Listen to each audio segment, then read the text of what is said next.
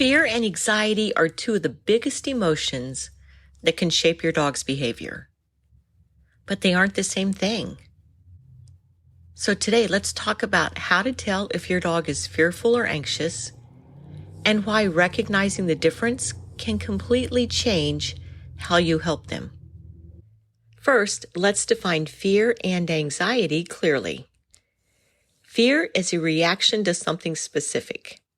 The dog sees, hears, or smells something like a loud truck, a strange person, a sudden movement, and they immediately react.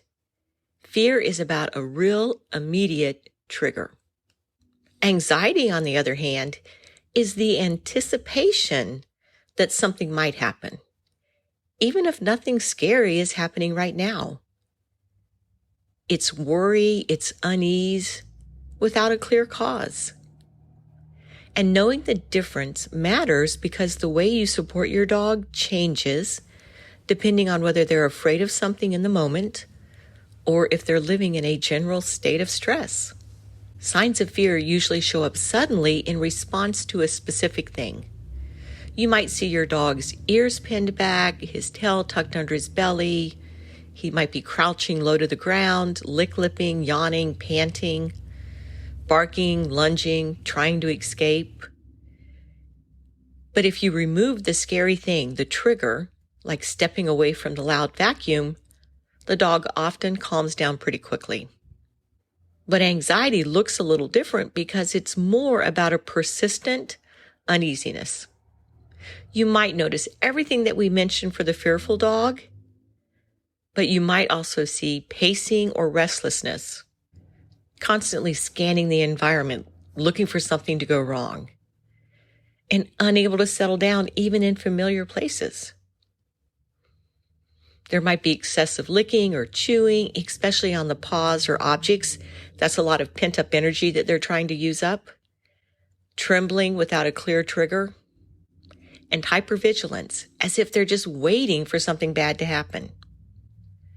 And unlike fear, anxious dogs often stay tense even when nothing obviously scary is happening. So let's say you take a walk with your dog and a loud motorcycle zooms past and your dog suddenly crouches, tucks their tail. That's fear. Specific, sudden, and tied to that motorcycle.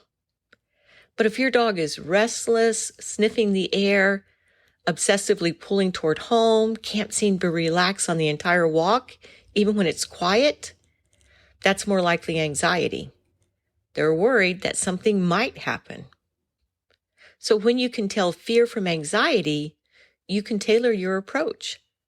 For fear, we want to work on changing our dog's emotional response to a specific trigger through desensitization and counter conditioning, basically helping them see that the scary thing is not as scary as they think. For anxiety, you often need to build overall confidence, create more predictability in your dog's environment, and sometimes even involve your veterinarian if the anxiety is severe enough to impact their quality of life.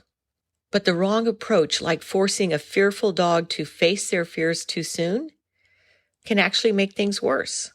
Our dog's body language is speaking volumes. We just have to know when and how to listen. Fear says, I am scared of that right now. Anxiety says, I'm worried something bad might happen at any time. Both emotions deserve compassion, patience, and training tailored to what your dog is actually feeling.